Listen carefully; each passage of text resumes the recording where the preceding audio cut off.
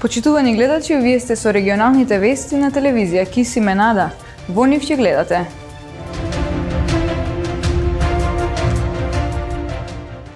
Во тек се работните активности за проширување на објектот на Средното економско училиште 8 септември во Тетово.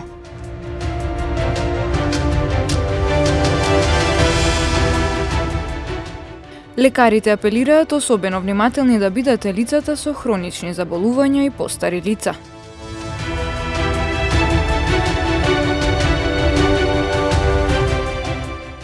Реакција на Алијанса за албанците за трите последни конкурси на Агенцијата за филм.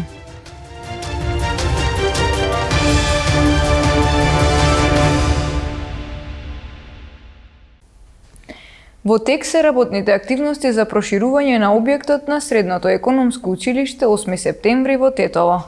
Со доградбата на новиот објект ќе се обезбедат 4 нови училници и 1 амфитеатар. Вкупната инвестиција за овој проект изнесува 7,2 милиони денари.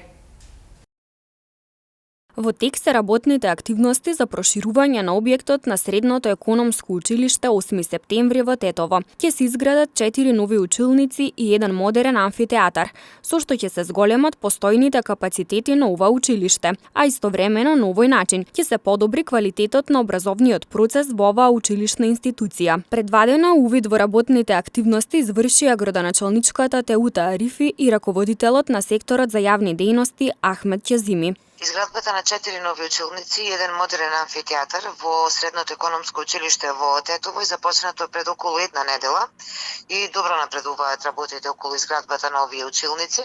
Инаку вкупната инвестиција е 7,2 милиони денари, со кое што се проширува оваа зграда. Причината за нејзино проширување е зголемениот интерес на учениците кои што сакаат да се запишат во Средното економско училиште во Тетово и затоа всушност и се прават овие 4 нови училници.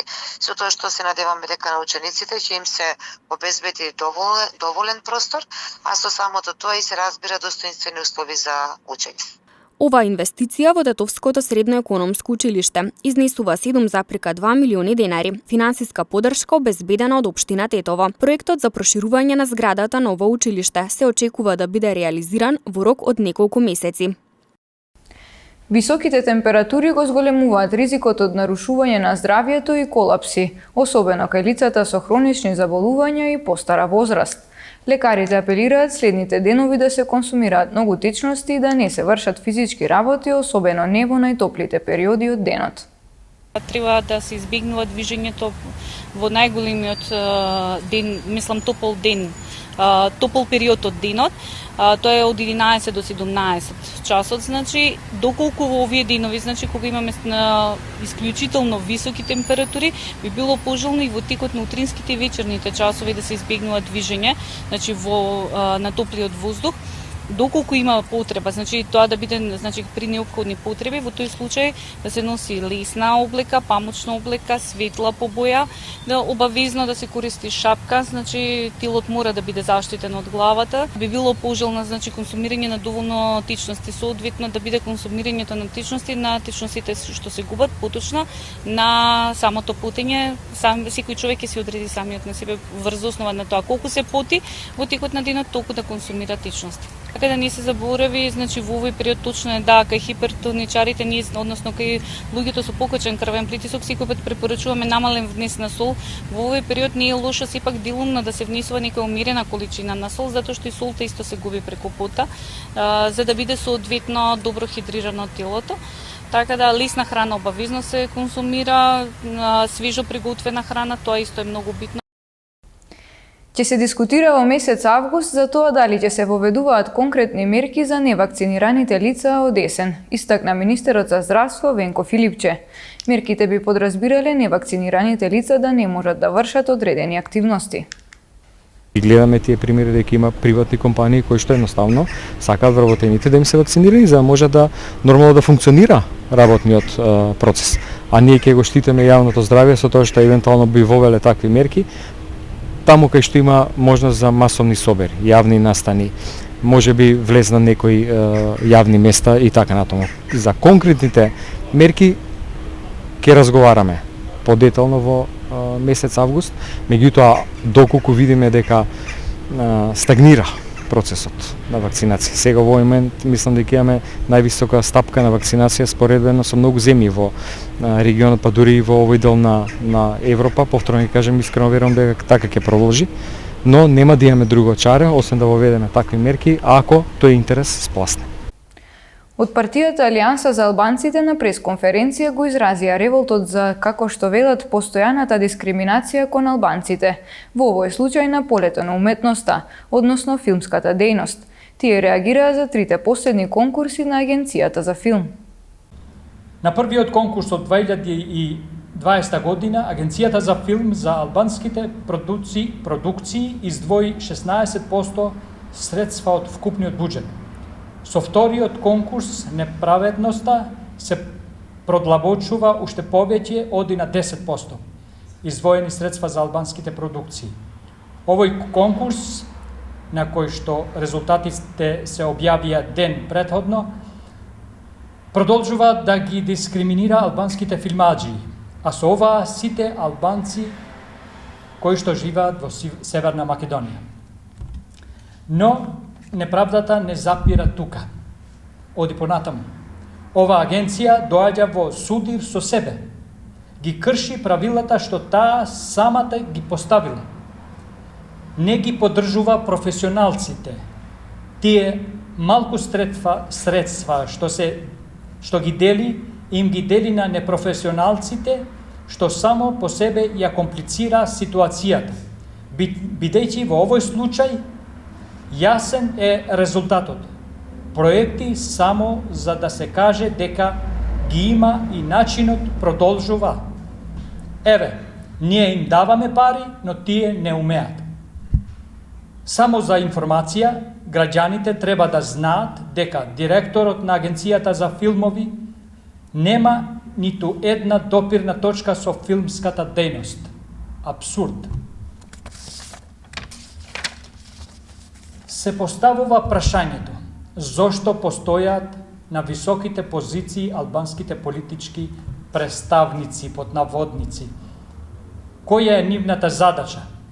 Почитувани граѓани, тие се излажени, а си ги полнат джебовите, а во исто време не лажат, ни ги празнат джебовите и не пострамотуваат. Со обраќање на Зоран Заев, председателот на Србија Александар Вучич и председателот на владата на Албанија Еди Рама денеска во Скопје започна економскиот форум за регионална соработка.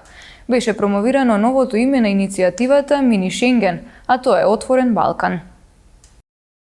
Ние не можеме да чекаме сите внатрешни проблеми на Европската Унија да се решат, за да ние, нашите граѓани, нашата економија оди напред. Ние сме тука и тогаш кога Европската Унија ќе биде подготвена, ние сме тука веќе подготвени, со веќе обезбедени олеснувања за нашите граѓани и со веќе развиени економски иницијативи. За нив ќе зборуваме и денеска, па се надевам дека Европската Унија ќе најде начин да обезбеди и финансирање за истите, особено што голем дел од нив се дел од зелената агенда. Но денеска не сум тука за да говорам за Европската Унија. Тука сум за да говорам за нашите граѓани, за нашите земји, за нашите идеи, за нашиот Европски Балкан, за Западен Балкан, за овој отворен регион.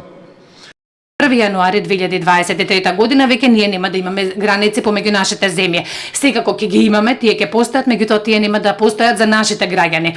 Едноставно, од ќе седнете во Белград до Тирана и никој никаде нема да ве запре. И обратно. Никој нема да ве праша ништо и никој нема да ве запре.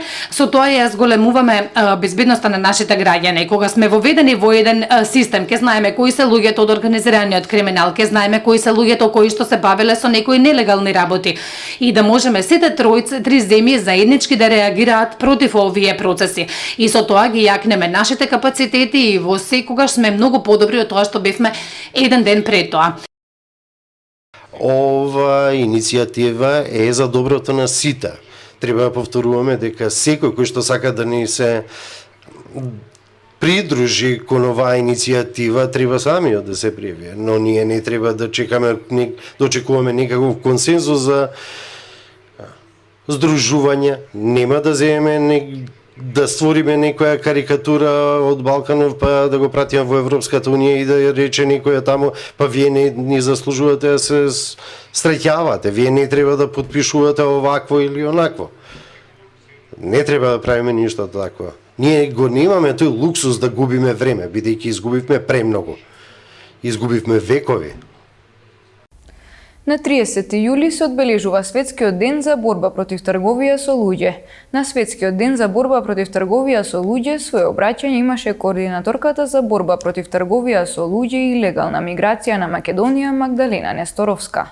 На 30 јули се одбележува Светскиот ден за борба против трговија со луѓе. Целта поради која што се одбележува овој ден е да се сврти вниманието кон страдањата на огромниот број жртви на трговијата со луѓе, кои се соочуваат со сексуална експлоатација, принудна работа, робство и трговија со органи. На Светскиот ден за борба против трговија со луѓе своје обраќање имаше државната секретарка и национална координаторка за борба против трговија со луѓе и илегална миграција на Македонија, Магдалена Несторовска.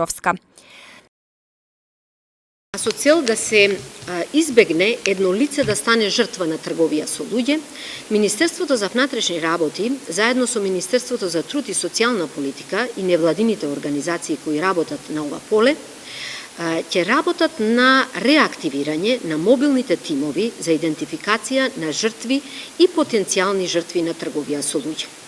Нивната работа ќе се движи во насока на навремена идентификација и работа директно на терен со најранливите категории на граѓани. Светскиот ден за борба против трговија со луѓе е назначен во 2013 година по усвојувањето на резолуцијата на Генералното собрание на Обединетите нации за борба против трговијата со луѓе. Во продолжение деталите од полицискиот билтен на секторот за внатрешни работи Тетово. Во текот на вчерашниот ден на 7 лица од Тетово и 2 лица од Гостивар изготвени им се соодветни поднесоци за неносење заштита на лицето. Вчера во 23 часот и 20 минути на улица Илинденска во Тетово, полициски службеници од СВР Тетово лишиле од слобода 27-годишникот Тетовско Пршовце, затоа што кај него била пронајдена марихуана.